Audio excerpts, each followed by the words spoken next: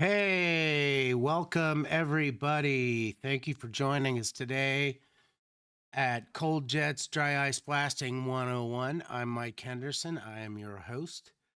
Let's get started. So, first, a little bit about me. Um, that's a picture of me in March of 1994.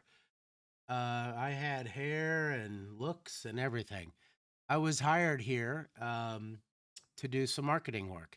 I did trade shows and I bought advertising and I did direct mail and basically lead generation and obviously industrial fashion modeling, um, stuff like that.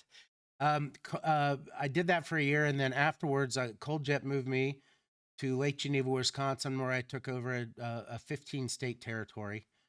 Um, I did that for several years, and then I moved to St. Paul, Minnesota, where I started working with 3M in the mining industry. And in 2001, I moved back here to Loveland and I took over the Southeast, which was Kentucky to Florida and the Caribbean islands. I that I did that territory got smaller, and after 30 years, we all decided that 30 years on the road was enough. And I now, in my current role, do this webinars, public speaking, and one thing I do and I love to do is answer the phone. The phone rings here. People have ideas, and will this work for this? And can you use this for that? And I field those calls, and I really love that part of the job. Okay, let's get started. So this is our global headquarters in Loveland, Ohio. If you don't know where that is, we're right outside of Cincinnati. Out of the hundreds of people we employ around the globe, 150 are here. This is where our senior management lives, all of the administration. So, um, purchasing and uh, engineering, and also the people that run our world class manufacturing facility where we laser cut and weld and machine and um, and we wire all of our own electrical panels and assemble everything. We also have a warehouse where we store parts, and we staff a whole team of service people to answer phone calls from around the globe on issues you may have.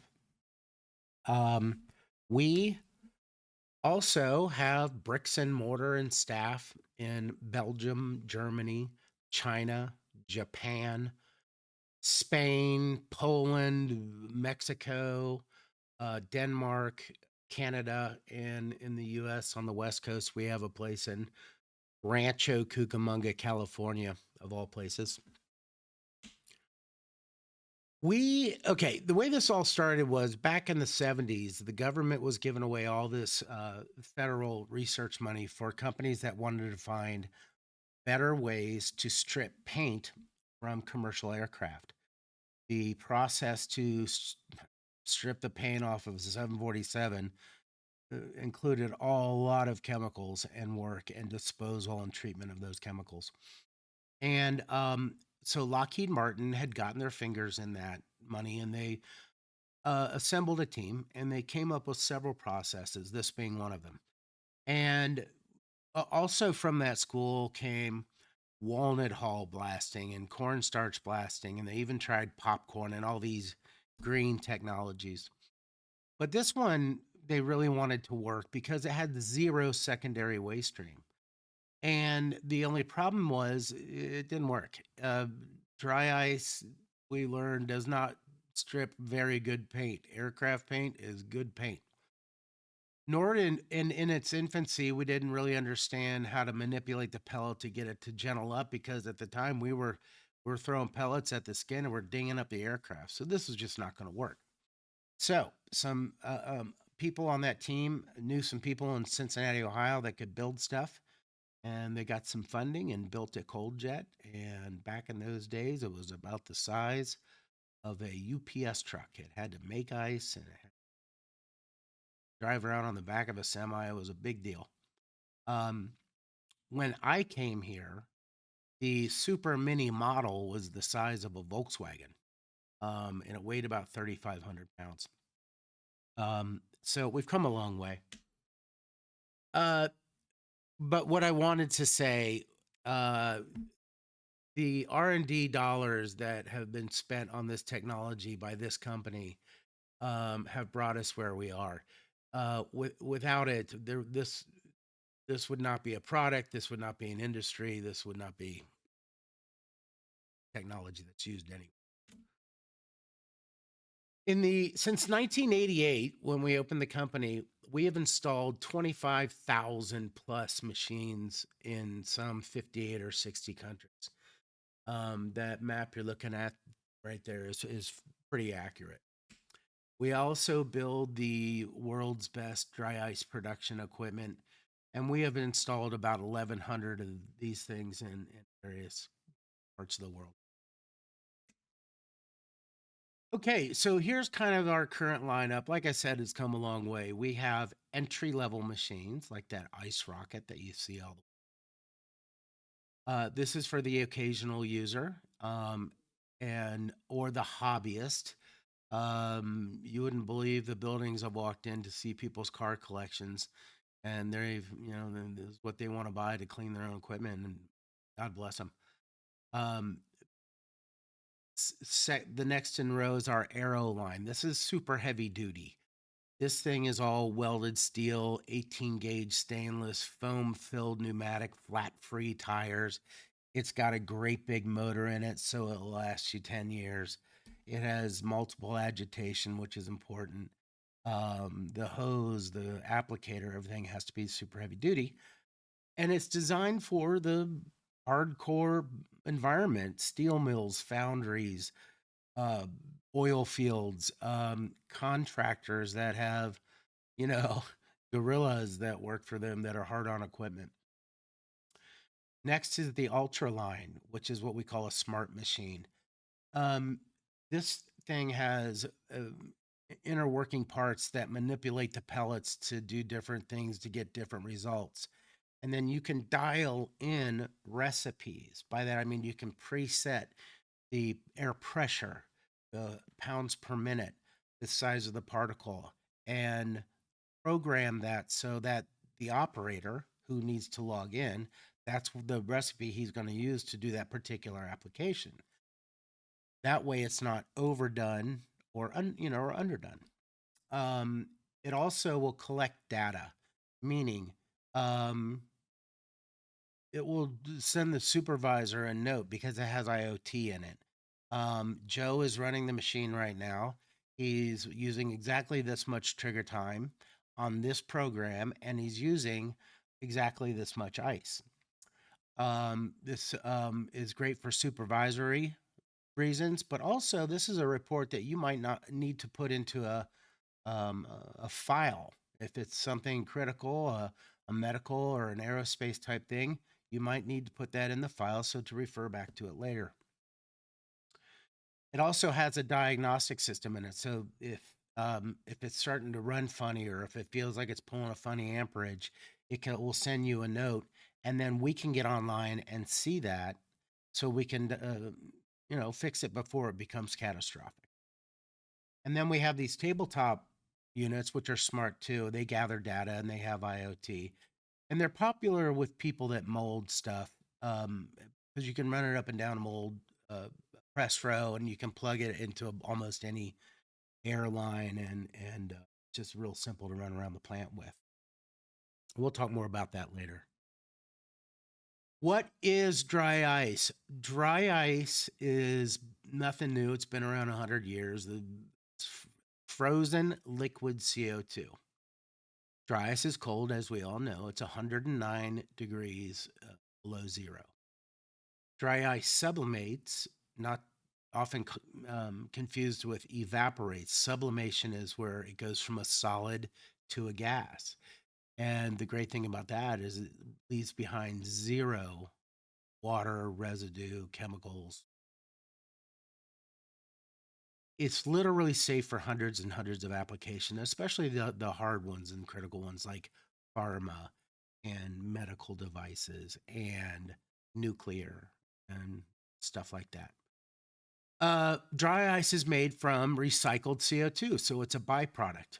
Okay, and this is how that works. So, when you distill grains to make ethanol or alcohol or ammonia, these are spirits, and they're all made in a great big moonshine still.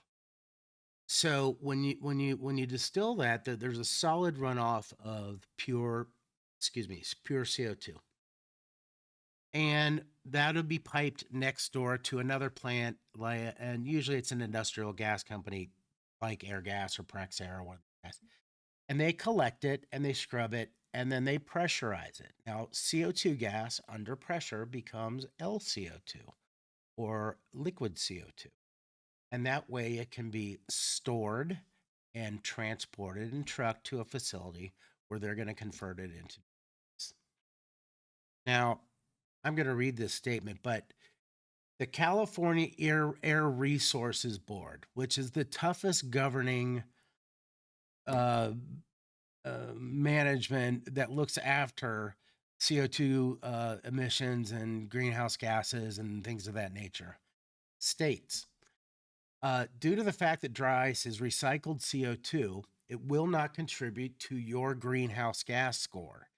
In the calculation of carbon footprint, CO2 is accounted for at the producer level.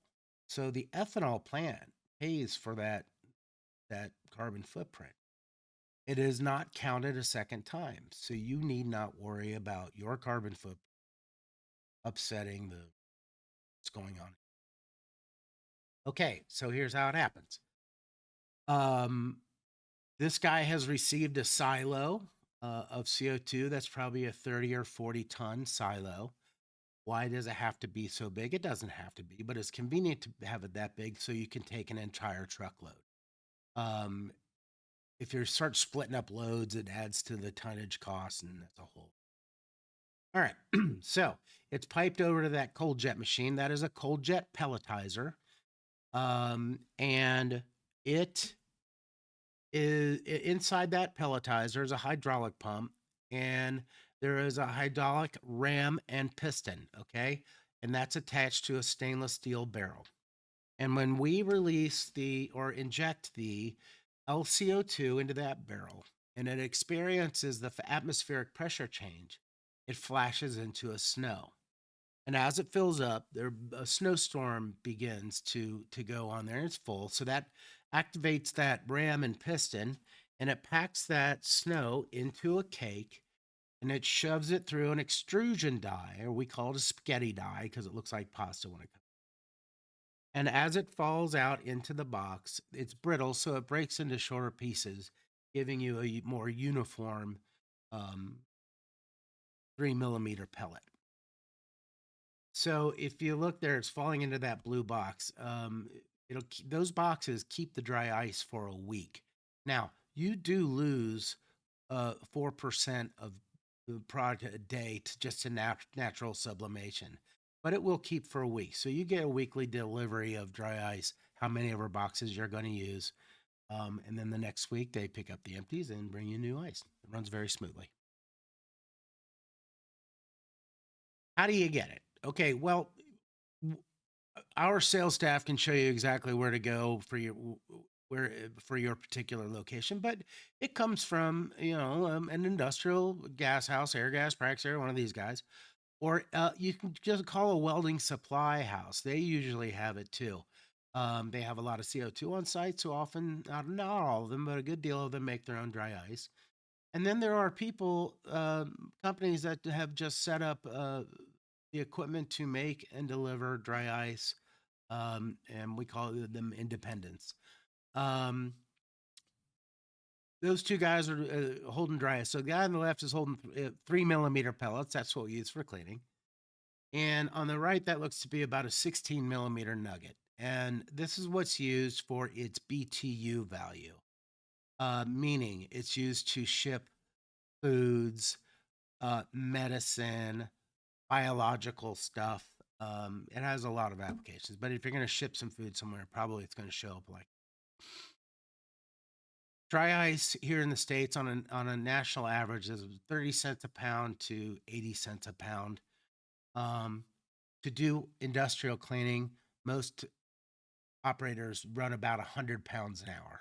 Okay, so if you're getting it for 30 cents a pound, that's $30 an hour to operate. Here's how it works. Okay, there are three things that make it work. So we load the pellets into the machine. The machine is then hooked up to your compressed air system. All right.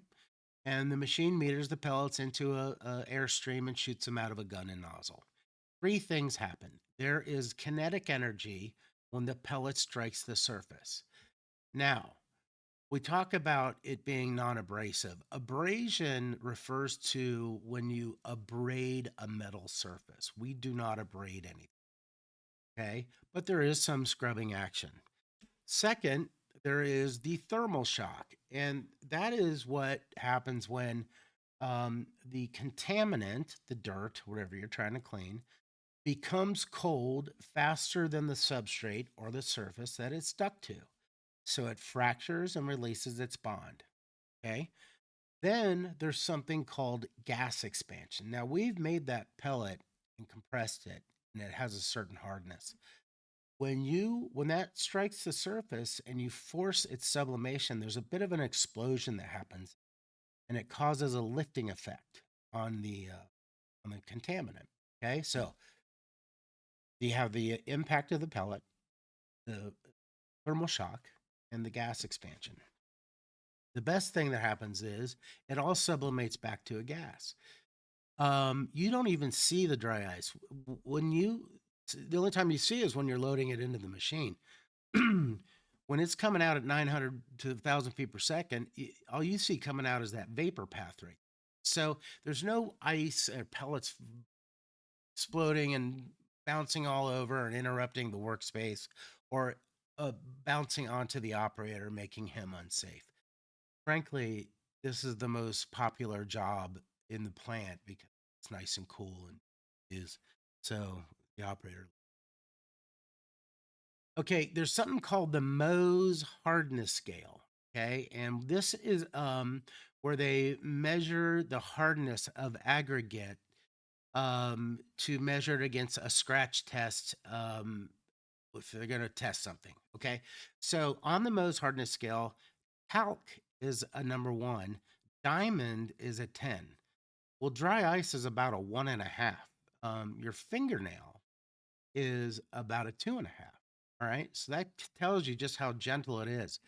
Um, so this guy right here, which found out earlier, that happens to be me, is cleaning a mold that makes a dashboard. Okay, so this mold is rather delicate. It's very expensive. That might be $1 million mold. And after you make so many parts, it gets fouled because there's an off gassing or a chemical that leaches out of the plastic after you make so many of them. And if you don't clean it, the part looks funny. It gets a funny gloss level on it. Well, the last thing you want to do is go in there with something difficult and hard because it's going to tear that mold up. And so now it needs a very expensive repair or maybe a replacement. And then like this one, you have all kinds of tricky geometries and things that you can't reach in. And it's just, to do this by hand is very tricky. Again, no water, no chemicals, no disassembly, and it's just a breeze for the operator to operate. So we to explain that we are very delicate, we tell people we can take the M off an M&M, and that's exactly what I'm doing right there.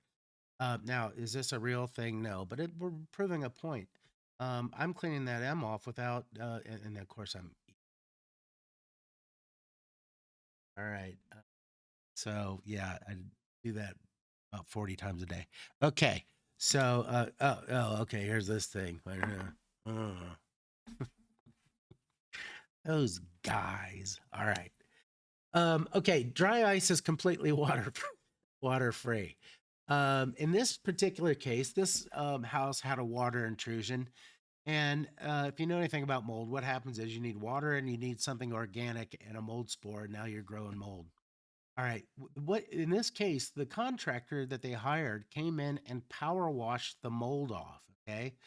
Well, it looked great when he left, but 2 days, 3 days later, they had the 3 times the mold. You can't fix a water problem with more water. Dry ice is completely dry and it takes all that mold off and leaves it dry. So there's not a chance of a respore. Secondly, it gets all in the nooks and crannies and between the board and joist. So it's more thorough.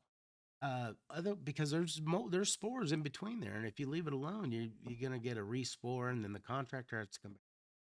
So it's water free. Um, it's completely chemical and detergent free. So in this case, that guy's making granola. All right. So they put the oats out there, and then they cover it in molasses and sugar and flavoring and juice and sticky stuff. And now it's stuck on that conveyor. Now, to clean that off would takes thousands of gallons, and now the water ends up on the floor. It's got all that food in it, and they have to corral it and squeegee it, and it ends up going down the sewer. And okay, that clogs up the sewer. It ends up at the waste treatment plant, and that's a problem, and it's just very taxing. But let's not get away from the fact that look how clean that is. Um, that is amazing level of clean that they're achieving there with the effort they're doing, and they're using a recycled byproduct. No secondary waste stream. Okay, this is a prison in Ohio. This is where they filmed the Shawshank Redemption. All right, and that is a cast iron staircase that has lead paint on it. Now the paint's coming off pretty easy because it's old.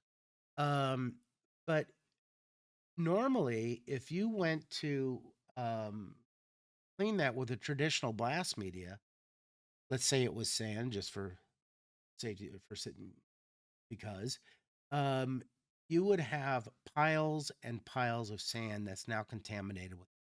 And what has to happen is that all gets loaded into a 55-gallon drum, and you put it on a truck, and it goes off to the landfill. All right, now can you imagine how much sand and contaminated sand you've got to put in the landfill to do the entire prison?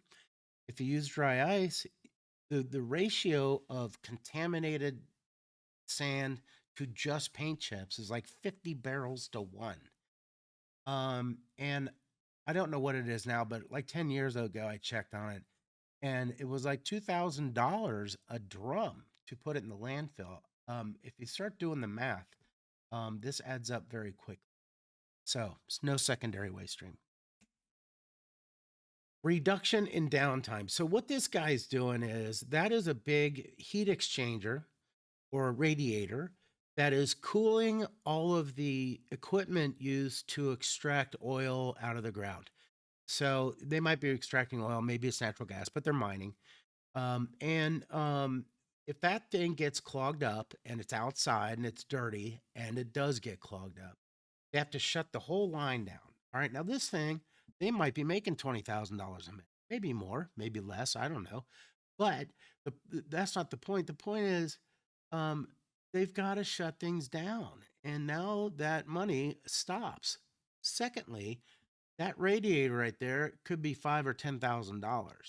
So they have to replace that thing, and they end up sitting out in the field. If you look at that right now, if you can see the dirt's coming right out of the back of that thing. So he's cleaning that thing while they're in production, out replacing that thing.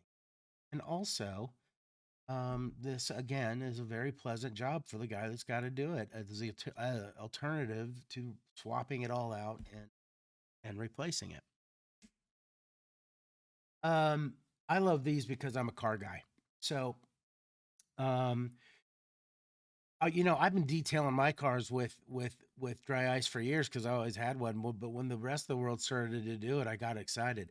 I mean, look at that greasy transmission there. All right, It would normally take a day to clean that. He probably did that in 5 minutes. And then there's that undercoating there. These classic car guys don't want that undercoating on there.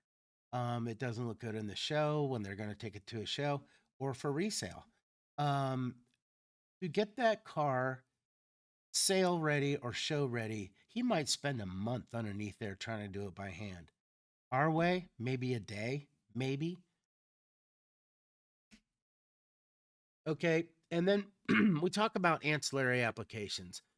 Most production company or most manufacturing plants buy this for some to solve some production problem. Okay. But almost always you have a little dry ice left over. So you go around and clean stuff. There's all kinds of stuff to clean. Materials handling equipment, fans. What's going on here is that's a dairy. And that milk has gotten all over the pallet racking and it's dried up, but it stinks and it's spoiled. And if they go get a steam cleaner or a power washer and power wash that off, it just reactivates it. And then it makes a huge watery mess with food and bacteria in it. Um, this guy has got a forklift covered in dog food. All right. Now, if he is going to power wash that thing off, that dried dog food now starts to make its own gravy. Okay, and it gets all over the floor. You got to corral it. It ends up in the sewer. It stinks. But it's not only that. There's an individual that has to sit in that forklift and drive it all day. And the dog food gets all over the steering wheel, the seat, the controls that he uses to manipulate the rack, on the pedals. And then the forklift is driving all over the plant, delivering this bacteria. When the inspector shows up, they go right over that forklift and start to swab it. And because it's hard to clean, often it doesn't get done.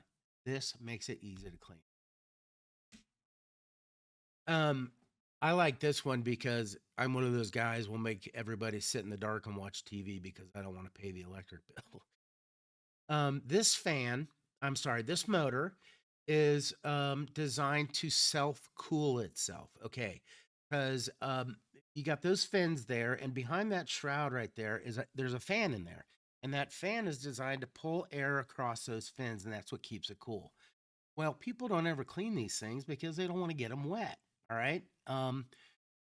And if you remove that, they call it a bell, but if you remove that shroud underneath there and look at the fan blades, it doesn't look like fan blades. It looks like three chicken wings. It's not pulling any air across those fins. Now, what happens is that motor runs 3 to 5 amp higher than it should, at more than its design point. If you go into a plant and start counting motors, you might have 2,000 motors in there, maybe more. Um, and if you've got 2,000 motors and they're all dirty and they're all running 3 amp higher than they're supposed to, that could equate into $20,000 a month in electric bill that you don't really need to be paying. You can take your extra dry ice and just go around and clean these motors and these control panels. These are everywhere. They get dirty, they get gunked up, they cross conduct, they get hot. The poor guy that's got to PM this thing has got to wade through all the dirt before he can start to work on it. Because it's non-conductive, you can go through and clean all this stuff without any water, chemicals, or disassembly. It's beautiful. Okay, the overall equipment effectiveness. This is a score that is given to a piece of production equipment. Okay?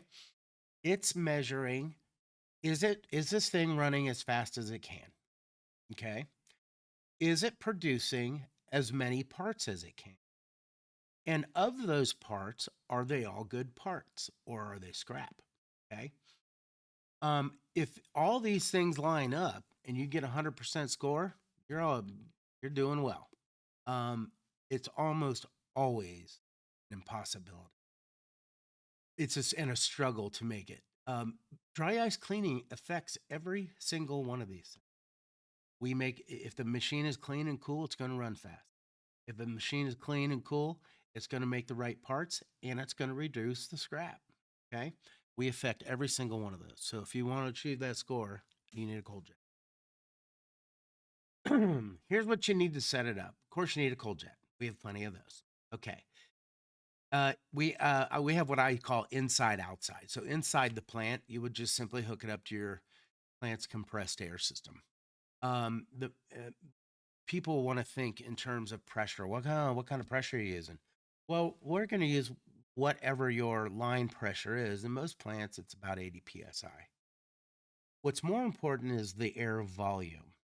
This thing needs 130 CFM of air, so you're going to have to hook it up to a 3/4 inch or a 1 inch airline. And everybody, why does it use so much air? Well, because you can't take a garden hose and put it into a fire hose and get the same result. Okay. Um, but the next panicky thing is, well, wait a minute, I'm using that much air, that's going to shut our line down. Well, we're not going to pull the trigger and leave it on for an entire hour. It's an intermittent use, so you don't have to worry about shutting the plant. In the 31 years I've been here, in some 10,000 demonstrations, nobody has come running down the hallway going, "Hey, you're shutting the plant down." Okay, for outside setup, you're gonna need to go to the tool rental, or maybe we'll have one of your own and rent a diesel air compressor. Okay, you need a 185 CFM rated or up. The more volume air you put behind it, the more performance you're going to get at the knob. Now, because the air quality coming off that compressor is hot and wet, because it's just a nature of compression, um, you need to treat that air. So that thing in the middle there is what we call an aftercooler.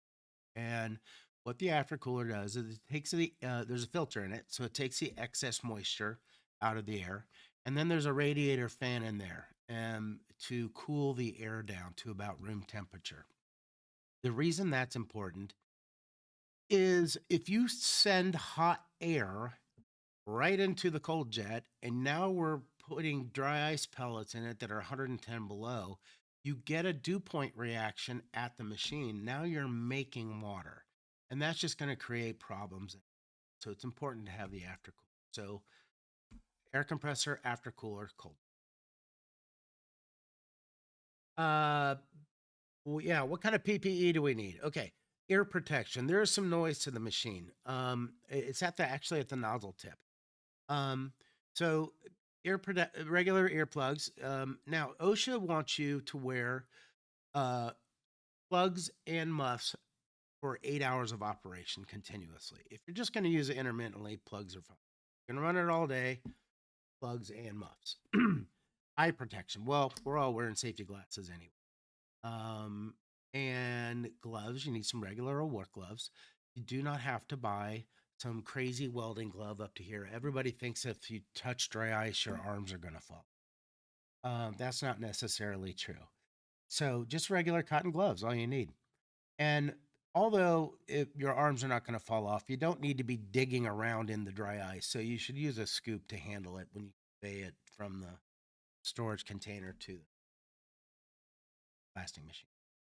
So ear protection, eye protection, gloves, scoop. Um, like I said, we have 100 some applications in so many industries. I mean, almost anything. If you're manufacturing something, you've got dirty parts, moving parts, uh, water problems. Um, gosh, anything. Chewing gum. I sold a machine to a university. All they want to do is clean the chewing gum off the sidewalk because they couldn't use any water. Okay, but the list goes on and on and on. I'm going to save you from. Okay. Manual cleaning versus dry ice blasting. And look at this guy on the left who's got to clean this mold so he can get this production line going. That look, that doing this kind of cleaning never gets the mold 100% clean, and it's arduous. It's like flossing a cat. All right, look what's going on the right. It's nice and cool. It's getting every nook and cranny. It's doing a complete job. That guy on the seat on the left there, that is a mold that makes a car seat, and that's wax on there. And when it wears out, you gotta scrape it all off. The guy on the right, pulling it off like butter. It takes hours to clean one of those seat molds. With traditionally, you do it with cold jet, 20 minutes, 10 minutes. Way back when we clean a lot of molds. Okay.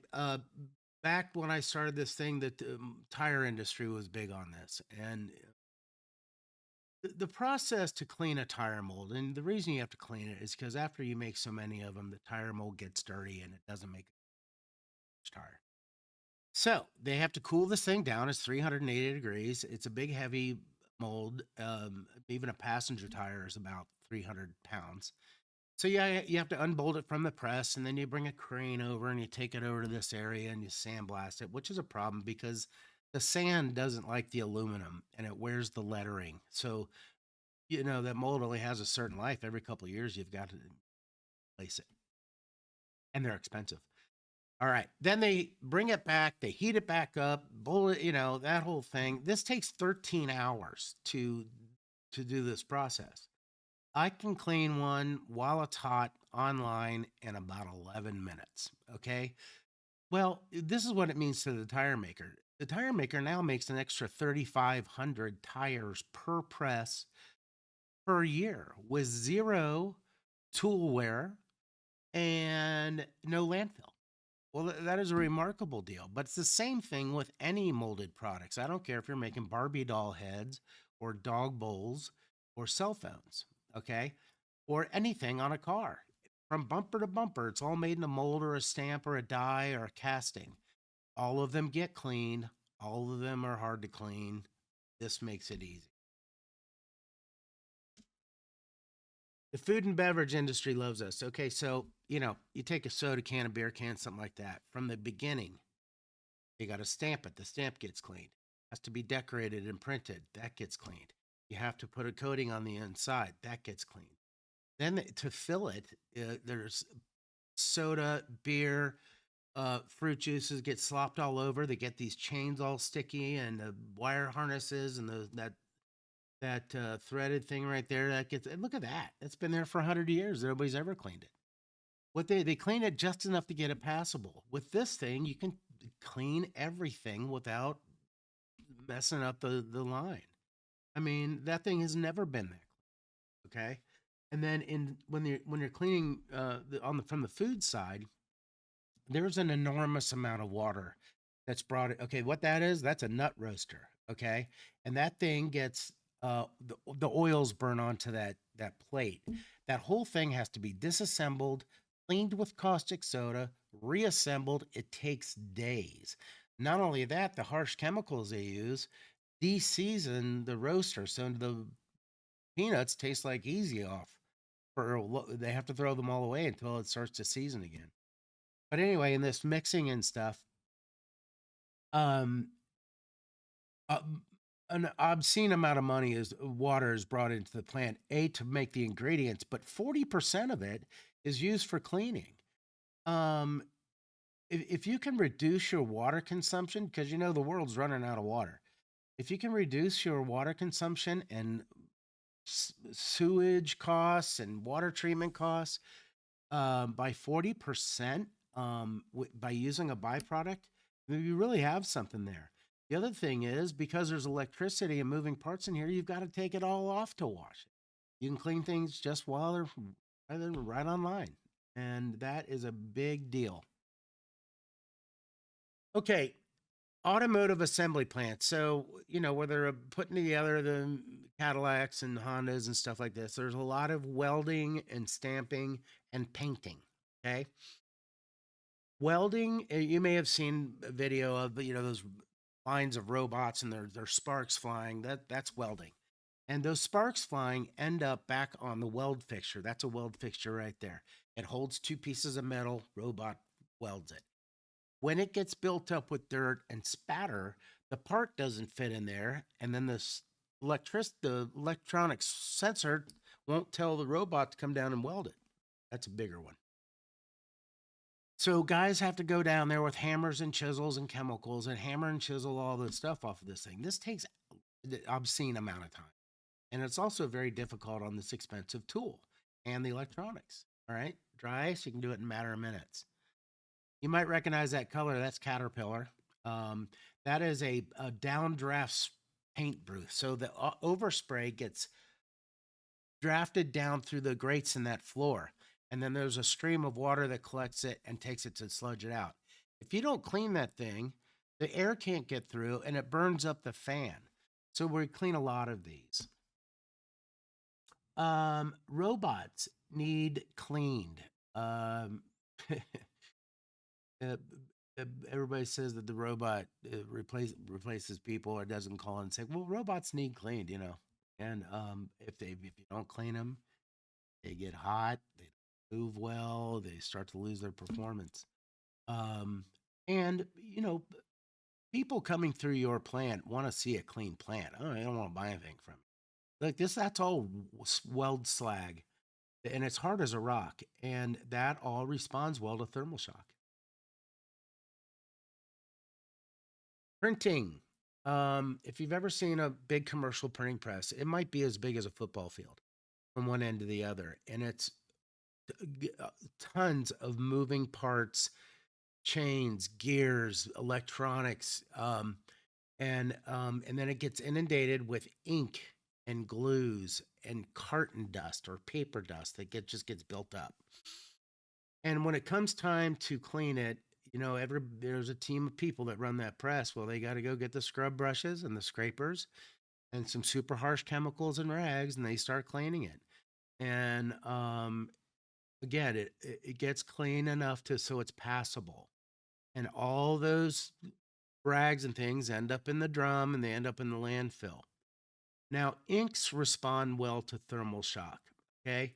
And what you're watching right here, that is some super thick ink. And that's a good example of the impact and gas explosion because there's a lifting effect. And sometimes the thicker the contaminant, in this case, the ink, the faster it comes off. See what I mean? But again, to the guy that's got to clean this thing, this is the best job in the plant.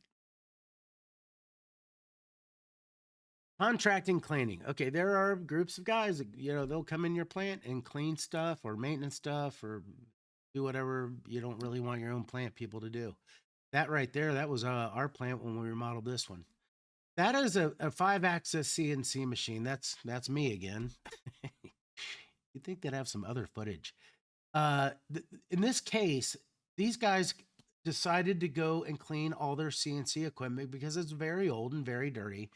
And they found that when they did good housekeeping and cleaned their equipment, the morale in the plant got better. Attendance got better. Heaven forbid a guy has to come and run this machine all day and it be a filthy mess.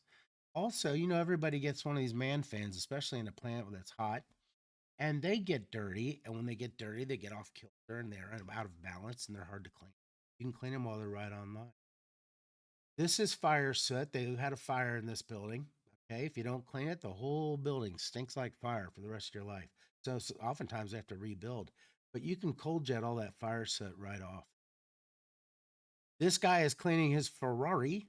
You know, for the detail shop that's going to do this, this is awesome because again, cleaning a Ferrari by hand or any car is like flossing a cat. It's a long day of arduous work.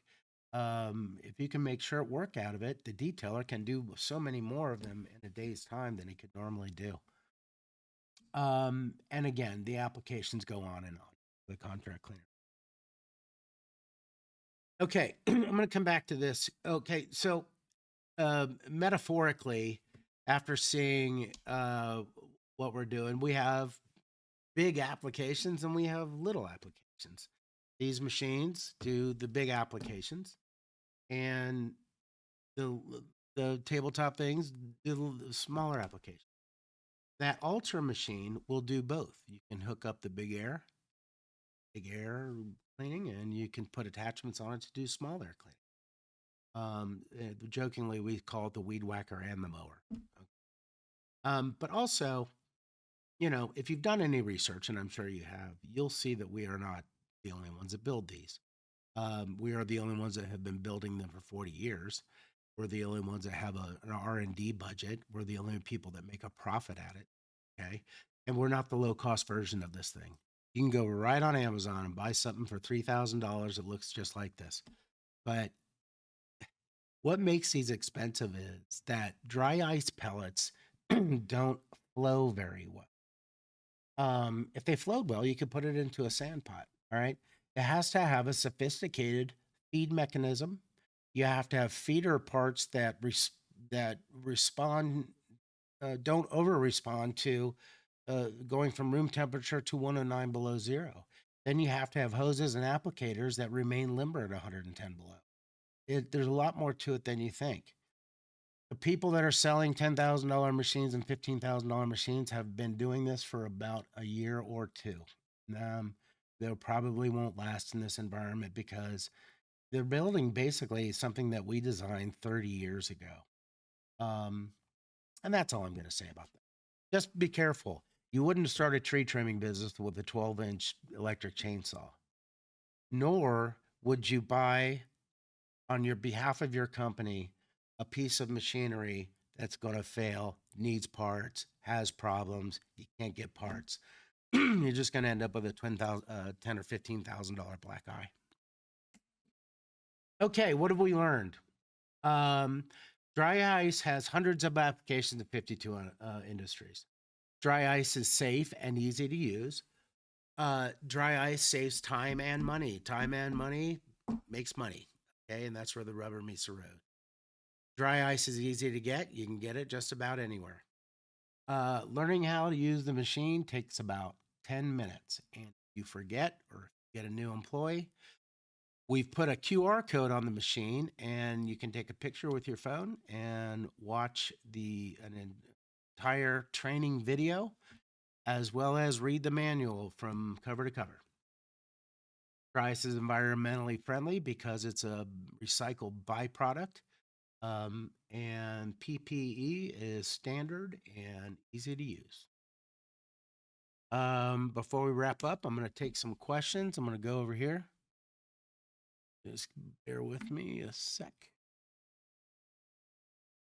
Okay. Someone asks, how much dry ice do I need for a project? Well, an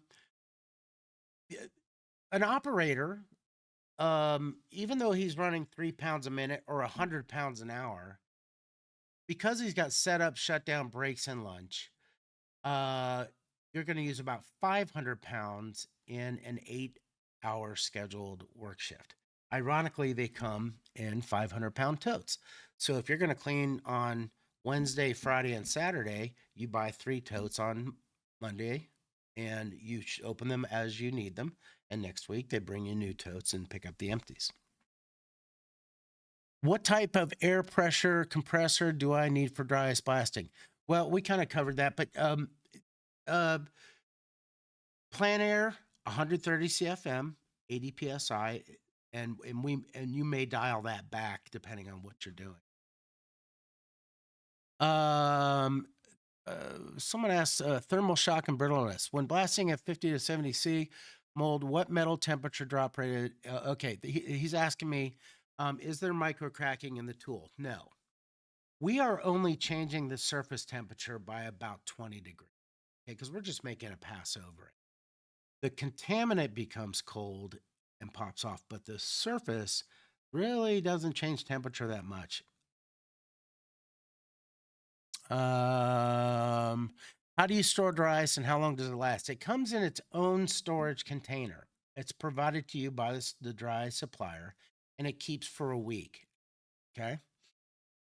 Heat soaks the tool is 90 degrees for high temperature resin. Is it safe for the yes.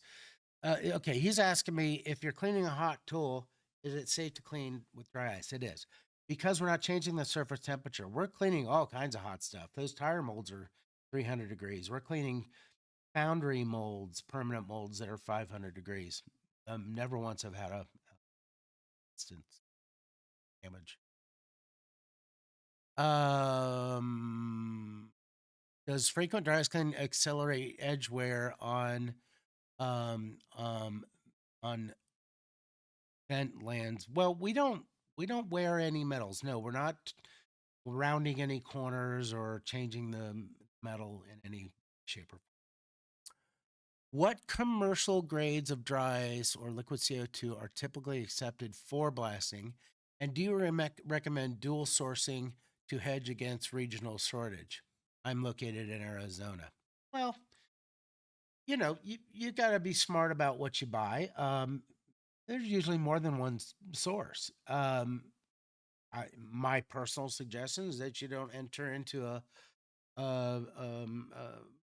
contract with anybody. That way, you're in charge of it. But shortages do happen. Okay. Thank you for this amazing presentation. You're welcome. He's asking about removing asbestos coatings. Well, asbestos is tricky because you're using compressed air, so now you've got asbestos. Now the people I know that do asbestos, they scrape off the asbestos, but they use this to remove the glue or mastic, they call it, that's behind it, because we do great work on glue. But yes, you would remove the asbestos traditionally to eliminate the compressed air, but the mastic can.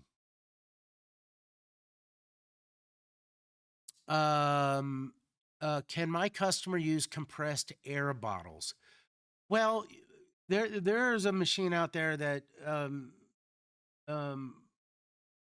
compressed air gas bottles to accelerate the thing. Well, you need a lot of it. Now, I've seen people use dewars of nitrogen, but that can be very expensive. Um, it's best to use a 20 horse, 25 horse rotary screw compressor. My diesel compressor has the aftercooler built in, but the aftercooler heats up in the air again. Is this okay? Well, here's the thing. Yes, if you have an aftercooler built in, you got to keep the radiator clean, because if it's outside, it's going to get dirty. But the other problem is you go air compressor, aftercooler. Now you're going to run a stretch of hose maybe across a blacktop parking lot to the cold jet, and that hose is going to get hot. All right. So it's best to have a separate aftercooler that is right next to the machine. Okay. Do you have any pictures of where debris goes that is coming off what you are cleaning? Well, pictures, no, I don't know, maybe, but basically it's going to fall in about a 5 foot radius. Um, just sweep it up or collect it on a drum. Are there measurements of degradation rate of mold using when cleaning versus conventional cleaning? We have universities that have done the testing and have comparisons. So if you would like to see that report, call me, email me at mhenderson@coldjack.com, and I'd be happy to show it to you. When working inside, is there some precaution when using cold jet to ensure oxygen levels in the room don't go too low? Okay. The way the dry ice works is when you force its sublimation, dry ice is heavy. So the CO2 gas is heavy. So it goes down to the floor, out to the wall, your nose. All right. So if you're in a big plant environment, you're never going to fill up that room. It's going to find its way out of. Now, if you're in a a smaller room, yes, of course, you have to pay attention to that. You have to move the air or wear fresh air, and it would be smart to have a CO2 monitor. And there are calculations, and we have guidelines to go by if you like to look at if you have a confined space. I use primarily a Cat 350 steel. I want to know if I can use dry ice to blast an SP10, even if mixed with blast media. Well, yes. This is dry ice cleaning 101, so we're getting past what we really intended to do. Yes, you can mix in media and create a profile. And the cool thing about that is when you mix the two, you use dramatically less media, because the two work together and you get a lot more done with a lot less hard media. But you also save a step. If you were to use media alone, you would have to go back and clean out the profile, and then rust inhibit and stuff like that. When you use dry ice and media, you clean out the profile as you go, so you can paint right behind it. What is the consumption rate of dry ice per hour, compressed gas per hour? How to convert the cost? Okay. Now, this varies depending on what you're doing and stuff, but in most cases, for general housekeeping and stuff like that, the machine runs right around 3 pounds a minute. Now, an average operator isn't on the gun an entire hour. He's on the gun, uh, on, off, periodically. So, an average operator will use 100 pounds an hour. Okay. And like I said before, 100 pounds an hour equates into about 500 pounds per 8 hour shift. What about contamination? Would a mask or breather be necessary PPE while this product? Well, that all depends on what you're doing. If you're cleaning something that is harmful, then absolutely. Um, that's kind of a personal policy or plant policy. If you think it's important, but the CO2 is not going to. It's if you have something that's respirable that you're concerned about, then by all means, wear a mask. Is there a version of cold that could be used for cleaning the internals of computers? Um, well, dry ice cleaning is line of sight. So if you can clean it, you can clean it. Now, we are cleaning conformal coatings off printed circuit boards and stuff like that, but they are taken apart. I don't know of anything where you stick it in the computer and it does an internal clean. But we don't mind trying stuff. So if you have something you want to try and you want to send it in here, I'm happen to be the guy that does the in-house testing too. So call me. Should we assume that air pressure determines paint surface cleaning versus removal? Does the paint shape also factor into the level of removal? Here's the deal on paint. There are a million kinds of paint engineered to do a million different things, applied to a million different substrates, and applied by somebody who may or may not know how to paint. Okay. So, although we don't really say we're a paint removal method, um, failing paint will come off. So, hypothetically, if you got a contract and you want to paint this ceiling, um, it doesn't may necessarily have to all come off. um, because it's not a Rolls Royce. All right.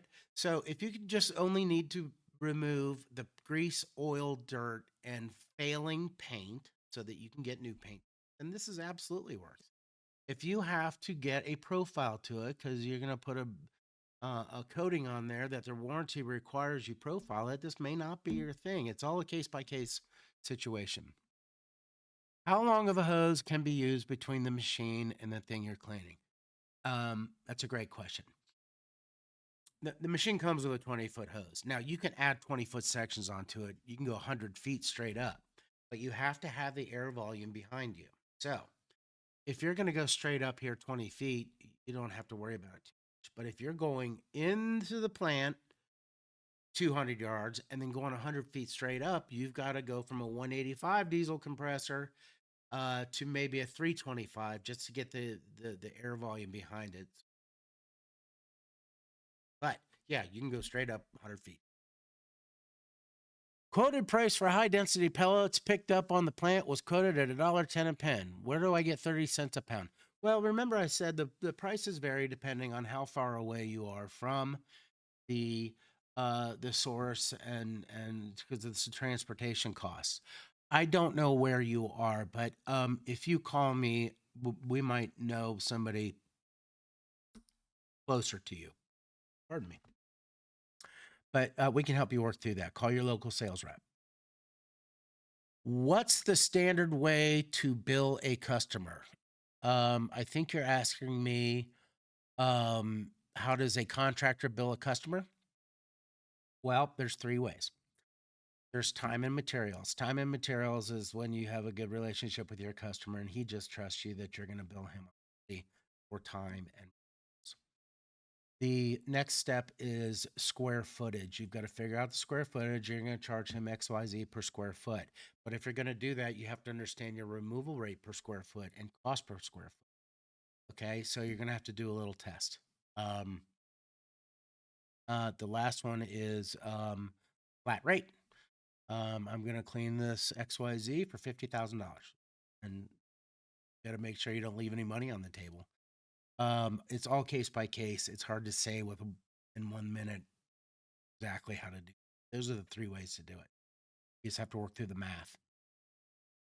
Can you clean data centers with dry ice? Data center, sure. You can clean almost anything. I'm not sure what data center means. Sorry. Which machine were you using to clean the electronic panels? In this case, keep in mind, almost any one of these will do what you want it to do. You just have to set it up a little differently. So one machine doesn't equal this application. Your field salespeople can help you identify what's best for you.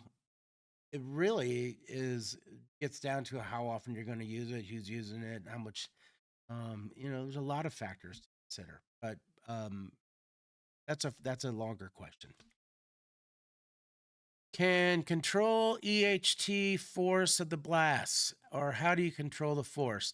Well, there's a regulator in the machine. You just turn the air pressure down. How well will it clean asphalt on things like paving equipment and dump trucks? Very well.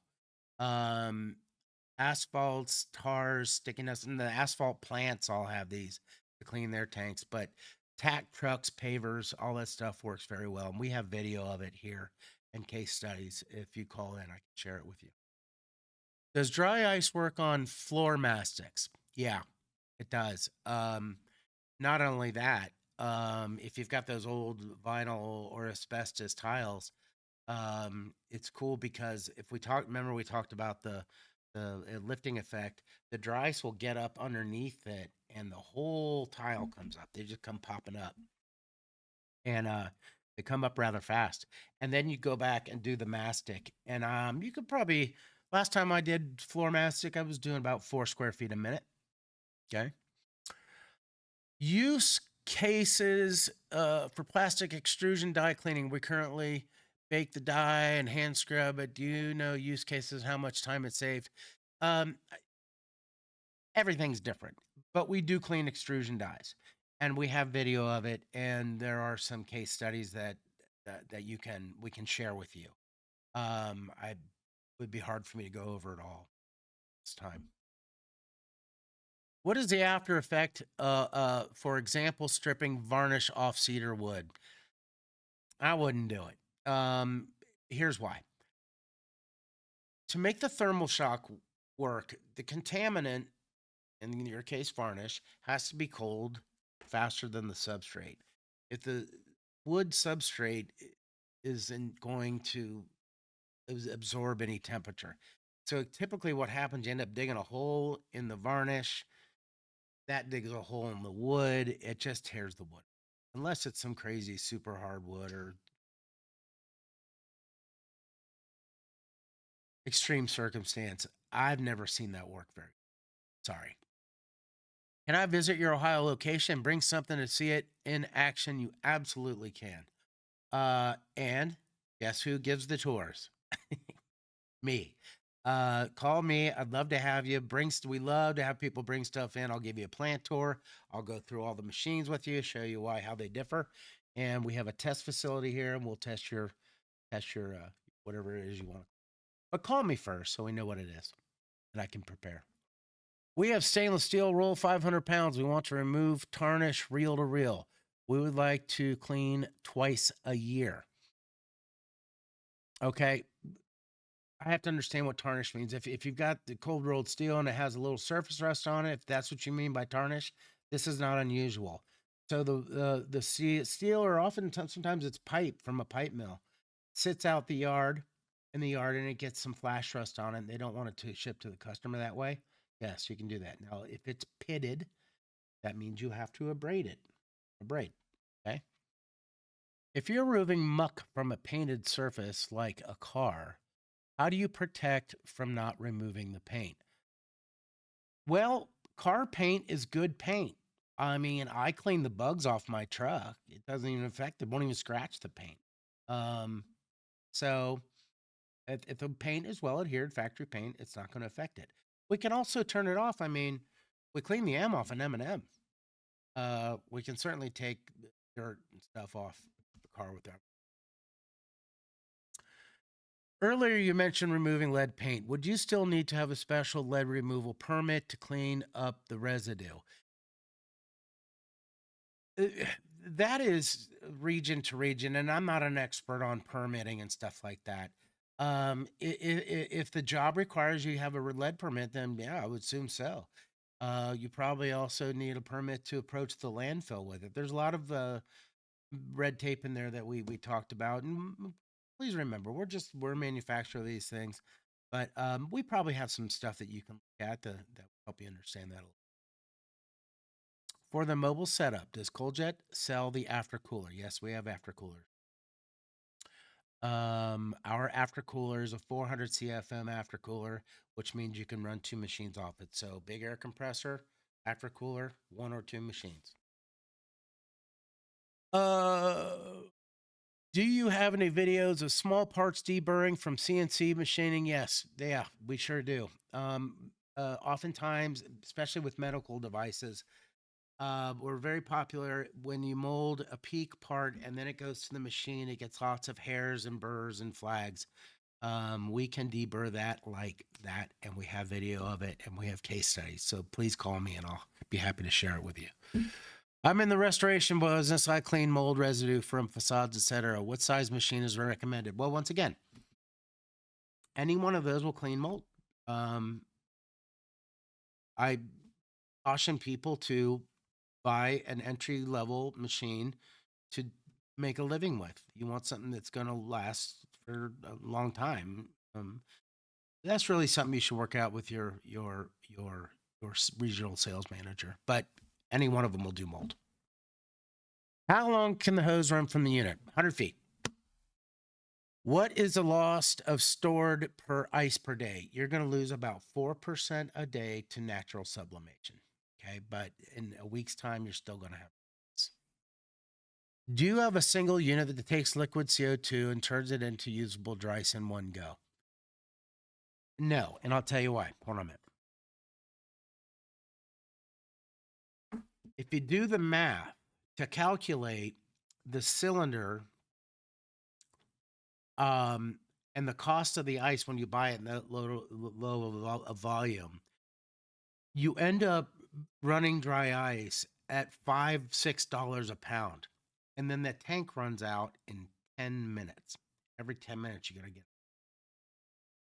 and it's in the most extreme way to clean something. Now it looks very novel and handy, but it's after you do it for about a week, you'll go, oh God, that was terrible.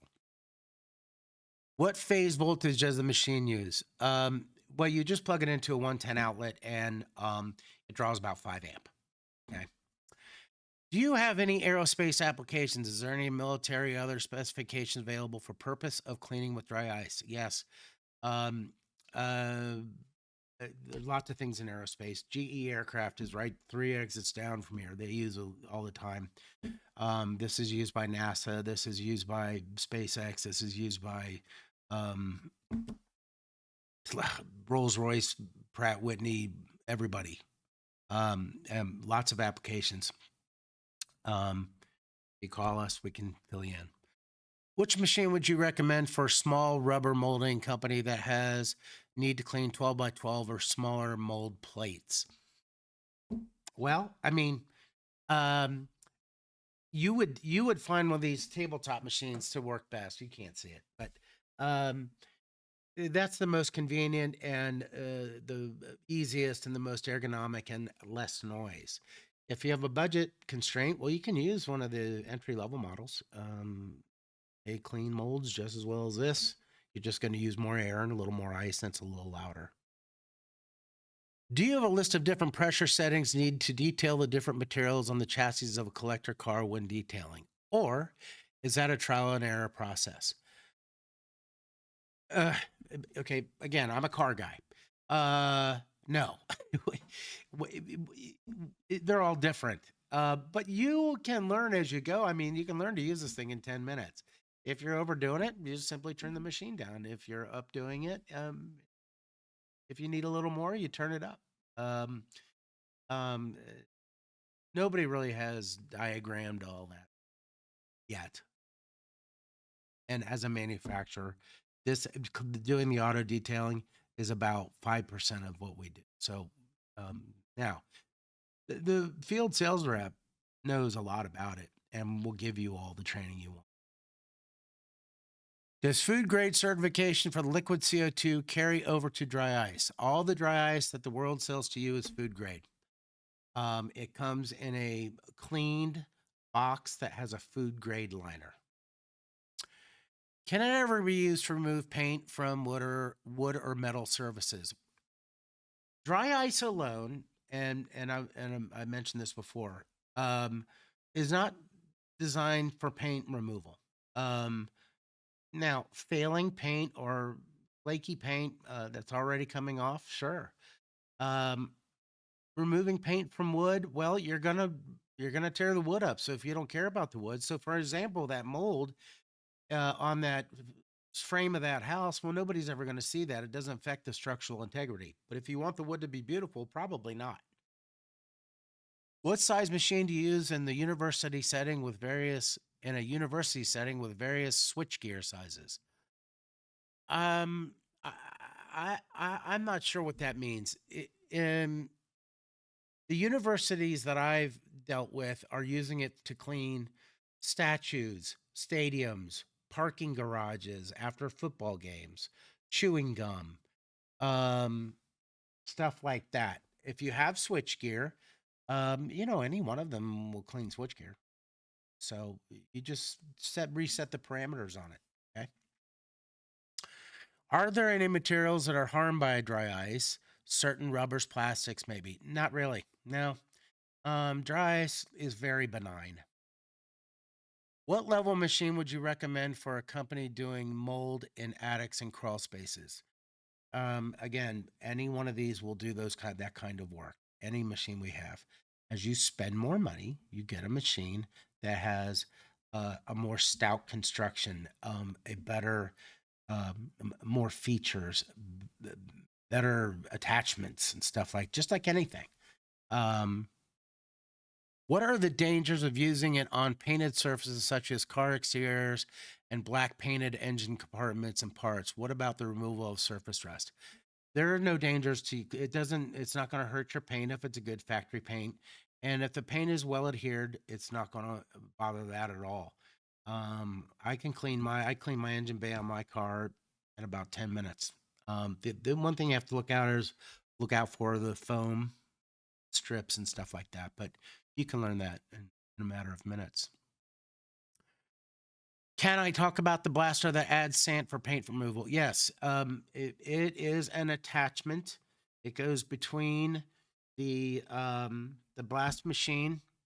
Okay, so you set up air compressor, blast machine, then the attachment, and then to the thing.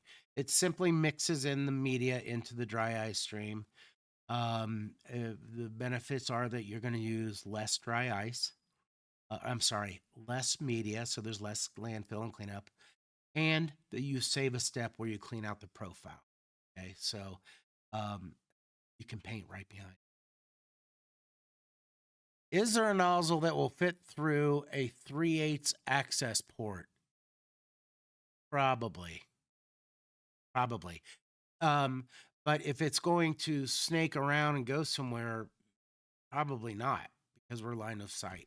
We'd have to understand the question better. Do you need to place a tarp plastic underneath or capture any waste? Well, I mean, you can if you want. If what you're cleaning is nasty, but most things don't re-adhere, so you just sweep it up. In the video, sometimes paint comes off, but sometimes it stays behind.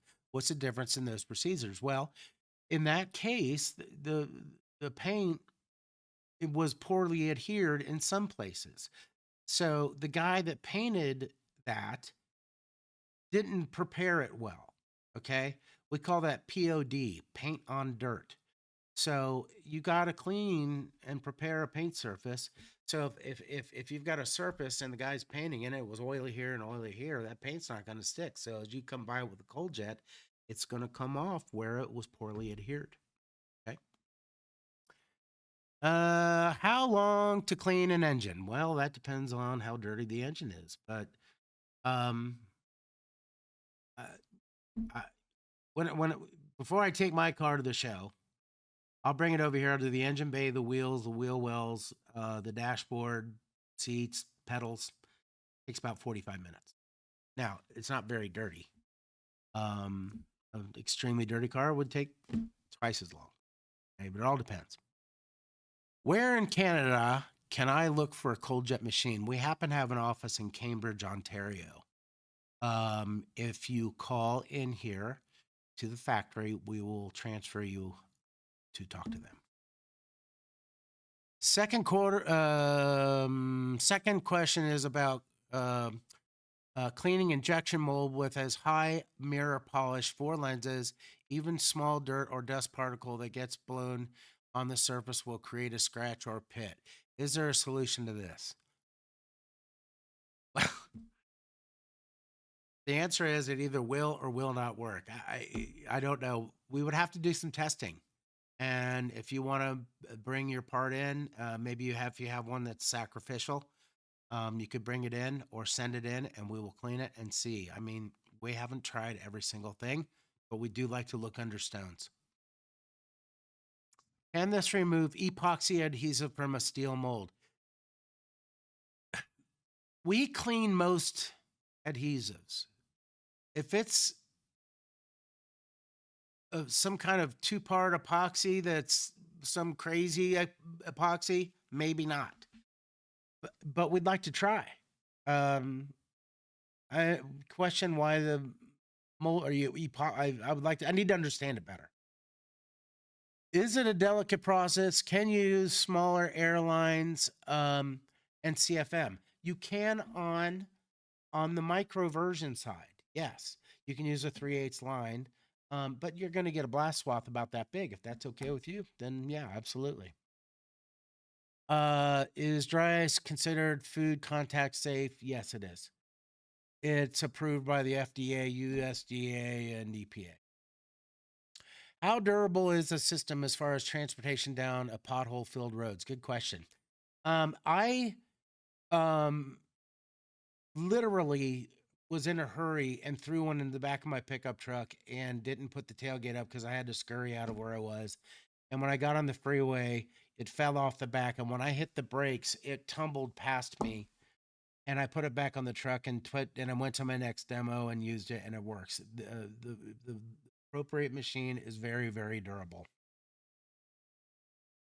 Do you offer rental units or field services? Can you supply a contact for this? We don't have a contract cleaning company. Yes, we can supply you with people that do. Do we have a rental business? We don't have a daily, weekly, monthly rental program. We do have trial programs for those who think they want to buy one, but they need to understand it better and gather some ROI data in the meantime. We do that. But you can go to a rental agency like United Rentals, Sunbelt, one of these guys, a lot of cool rentals have them. A lot of the welder supply people have them for rent. Trying to set up a mobile automotive based business using large diesel compressor prohibitive. Suggestions for smaller gas powered setup, utilizing additional air tanks. Thanks for the presentation. Thank you. Because of the air consumption, using tanks and stuff are hard to do because you're going to drain that tank in minutes. All right. You really, that's a big question. You should get with the local sales rep and they can go through it and give you examples. It'd be hard for me to go through it all with you in a short answer. Any metal that you shouldn't use dry ice on? I haven't found one yet. Okay. I haven't found one. And I've done a lot of them. Can you clean electric motors while they're energized? Absolutely. As a matter of fact, we did some testing because the motor was super dirty. The guy put an amp gauge on the cable, and while we cleaned it, watch the amp drop. But yeah, that's the great thing about you. You can clean them while they're running. Um, that's why nobody cleans them. They don't want to get them wet. Will this presentation be available to share with my team? I believe you will get um, a recorded copy. Right, guys? Yeah. You will receive a recorded copy of this. When dry ice blasting for 8-hour workday, the OSHA required PPE air is mandatory air must correct. Right. From what I understand, the 8-hour OSHA work reg is plugs and muffs. How thick of resin can you clean off when running a coating line with polyurethane resins and abrasive grit? I don't know. That's a pretty big question. Polyurethane resins? It's hard to say. Eh, I don't know. I'm sorry. We'd have to do some testing. How important is the aftercooler? The aftercooler is very important. If you're running questionable wet hot air, dry ice doesn't like hot or wet. If you don't use the aftercooler, you're just creating a problem down the road. The machine will start to freeze up and clog up, and then now you're shooting water out at the target, which is what we're trying to eliminate anyway. When blasting cleaning material from a surface, does this full jet approach just sorry. When blasting cleaning material from a surface, does this cold jet approach just disperse the dirt throughout the room? Is there a way to collect the removed dirt contamination? Well, you can set up containment by hanging VisiQueen or curtains. Sure, yeah, containment is good. And then you just vacuum it up. Can you clean food plant conveyors? Absolutely. We do it all over the place. Metal, mesh, plastic. Absolutely. Will dry ice blasting remove powder coat overspray on production line equipment? If it's just overspray and it's not cured up, then probably yes. Now there's all kinds of different powder coats out there, but cured up powder coat, absolutely not. That is too good of stuff. Are there connections to control the system with a robot? Sure. That's pretty easy to do. So there's a trigger. It's hooked that activates the machine, and that goes from the gun.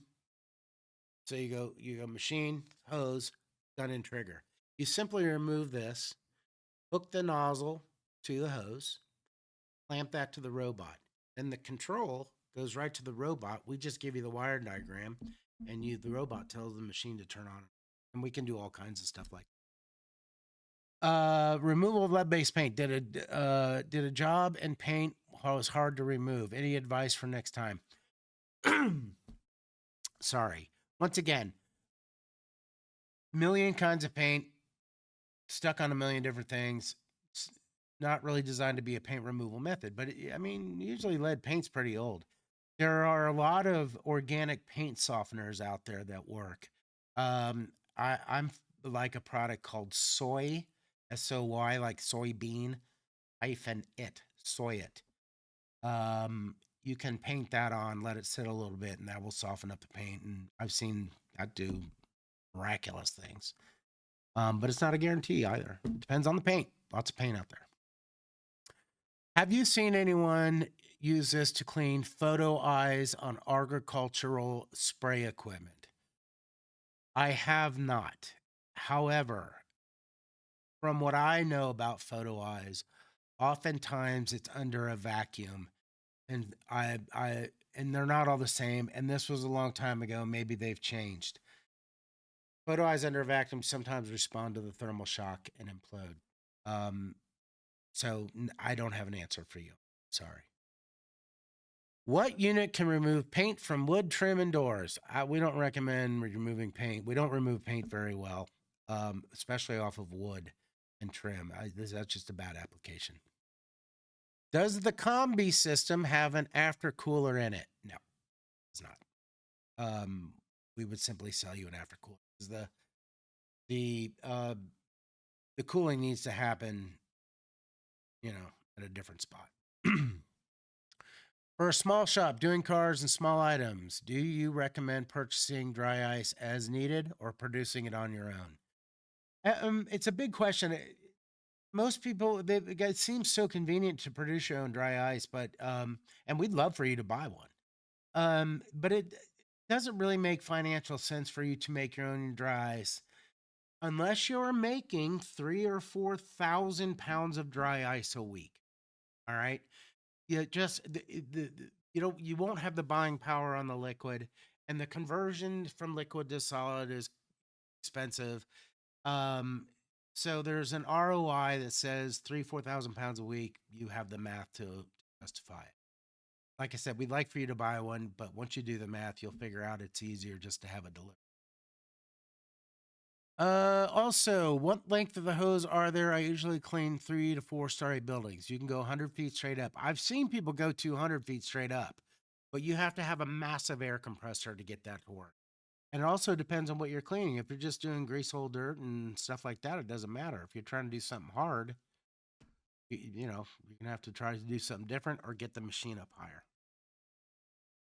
How does dry ice work to remove corrosion from bronze sculptures and and the unit's portable? Yes, everything is portable. We did some sculptures. A few years ago, we did down in Miami. We did the Ponce de Leon statue at Bayfront Park, and the other four that were there. Now, the conservator really just wanted to get the previous layers of wax and bird droppings and environmental dirt off so that they could repatinate it. Um, Corrosion, well, corrosion refers to, is it in the metal or on the metal? We don't take stuff out of metal, that's abrasion. We take stuff off of metal. So you have to identify the corrosion. Can dry ice blasting be used to clean automobile frames and engines? Yes, it will clean a frame, but it's not going to abrade it. Remember, okay? But clean it, sure. Yeah. I had a guy had a matching numbers GTO judge, and somebody Z-barred it back in the 70s. And um, they wanted the Z-bar off. The car as it was an $85,000 car. With the Z-bar off was $130,000. Now, to take all that Z-bar off by hand was going to take months. I had it all off in a couple of hours, and so yes, it can be clean. How well does this work on rusty metal? If it's surface rust, it will come right off. If it's pitted rust, that's abrasion. You're going to have to grind that out. Could you speak to the use of dry ice for using during storm events and for transformer cooling? I'm not sure what you mean. During a storm or post storm? People use this to clean post storm if you have flooding, sludge, mold, stuff like that. Transformer cooling, I don't know. I'm not sure what you mean. I'd have to understand it. Sorry. Do you train people on site in Southern California? Absolutely. We have a location in Rancho Cucamonga. If you know where that is, it's right near Ontario or east of LA. Have you ever heard of using dry ice on direct contact with food or rapid cooling? Yes. Um, sure. We clean all kinds of ovens and conveyors and extrusion lines and stuff like that. But the rapid cooling is a big deal. But that's a whole other thing. Again, that's not dry ice 101, but we'd be happy to show you how to do rapid cooling with dry ice. It's far better than CO2 snow horns and stuff like that. Yes, please call us. Can we clean surfaces which have food such as chocolate baked on it in chains? Yeah. Chocolate responds well. Um, I think Hershey up there in Pennsylvania must have 32 of these things. But Ghirardelli, M&M Mars, all of these guys use this because you can clean a chocolate enrober and stuff like that without contaminating it. Shoot, the chocolate falls down, you can still use it. I have an Aero 40F HP with different nozzles. Is there a pressure that is too high for any nozzle? For example, MERN nozzles. We currently run 13 bar, 189 psi at the machine. Well, that machine is going to have a pop off at about 240. Okay.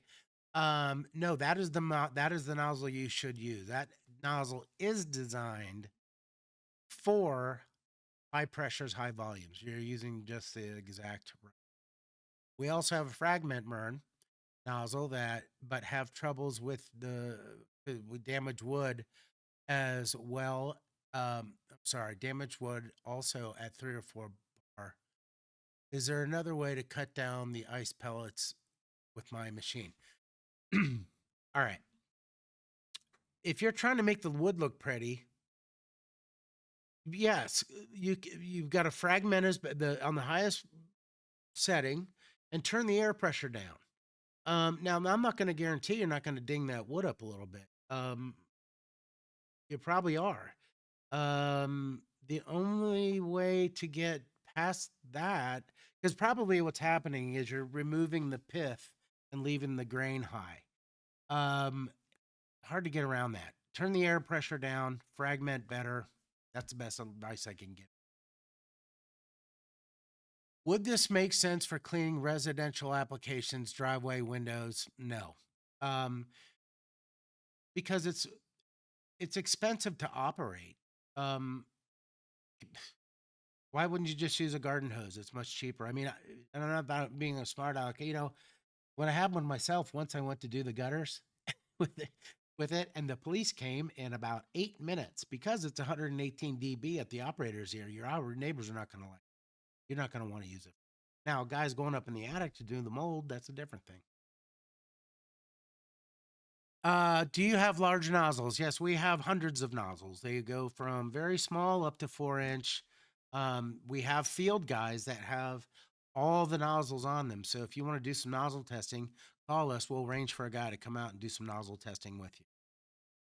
What is the useful life of this machine if used 8 hours a day, 5 days a week? Well, that's hard to answer. It depends on the environment in which you use it and who's using it, and if they're following the do's and don'ts on the training. But we've got machines that have been out there running for 15, 20, 30 years. Um, Literally, if you leave the lid shut and do what we tell you, they last un, unmeasurable years. How wide of wand do you use for adhesive? Well, um, okay. If you spread out the width on the nozzle, you start to lose energy in the pellet. Okay, so you have to dial in the right nozzle, and different adhesives require different aggressions. But mostly, you should use the 1 inch nozzle that's long 1 inch nozzle.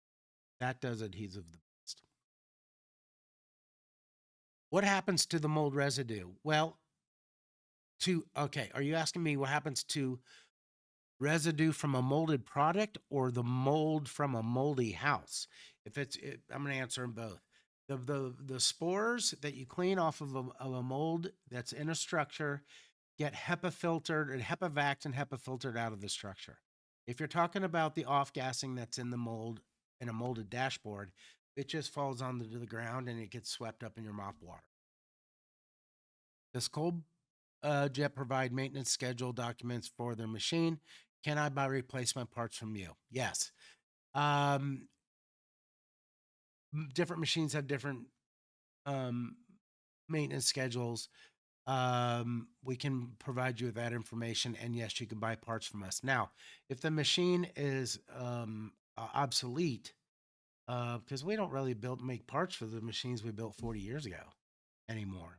because they're just not out there. But so we'd have to understand better. Does Cold Jet sell used equipment? We do when we have it. When they get in here, they go fast. So you just have to call in and check. Call your sales rep. Can you use it to removal of stickers on paint or paint on glass? It does a great job on stickers. There's a food plant that has about 30 of these cleaning misstuck labels that get onto conveyors and things. Can we remove paint on glass? Yeah, but you have to get real delicate because you don't want to break the glass. It depends on the thickness of the glass and stuff. Does this work for graffiti removal? It's hit or miss. I'm not going to lie to you. It depends on how long it's been stuck on there and baking in the sun and what it's stuck to. And sometimes those graffiti guys, they know exactly what kind of paint to buy. I've seen graffiti that comes right off, and I've seen graffiti that wouldn't budge. It's hit or miss, like I said. Like, remember, we're not really ever paint removal. Can we clean leather with dry ice? That is a new one on me. I'm guessing you're gonna mark it up. I don't know. I cleaned my suede shoes the other day with it. I dropped some stuff on it, but then we did a guy's tennis shoes and we took the dye out of the fabric. But I don't know. If you want to send me a piece, I'll clean it for you and we'll see what we get. What concerns about grounding a machine to what to blasting? Great question. Okay. When you are sending pellets through a hose at the speeds that we are, you are stripping electrons. So you are creating static. Okay. And now we're plugged into the earth, and there's a control cable that goes from the nozzle back to the earth. So you're grounded to the earth. Now, if what you're cleaning is not ground, there's a ground strap on the machine. You simply ground it to the target, and that will create a bonding circuit. Okay. If what you're cleaning is not grounded and you don't hook it up, it will gather static and it will find you as the ground and it'll catch you right in the belt buckle. Trust me, I've done it a few. It's not pleasant. So yes, you do have to understand grounding. Am I able to lease a machine for demonstration purposes? Sure. Can make one available for you. Does a cooler normally suffice for compressed air treatment, or would a dryer be a helpful addition? The aftercooler is enough. Dryer is even better. If your cleaning application requires super duper dry air, then absolutely buy a dryer. They're, a lot more expensive than an aftercooler. My 40 HP has a rotor with round holes. I have seen that there are some with square holes in the rotor. Can I upgrade it, and will it have some benefits? Well, maybe. Some say that the rectangular holes give a nicer flow. Can absolutely upgrade it.